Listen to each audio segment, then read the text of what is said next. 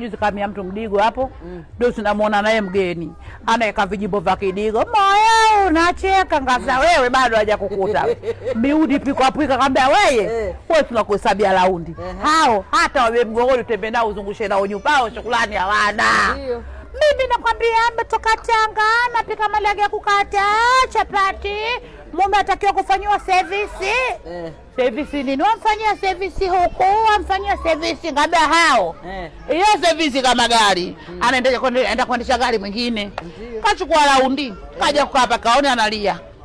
Bwanshi hakurudi siku ya 3, ngambia muwai wewe. Hajarudi siku ya 3. Hajarudi siku 3. Ngambia kiko wapi?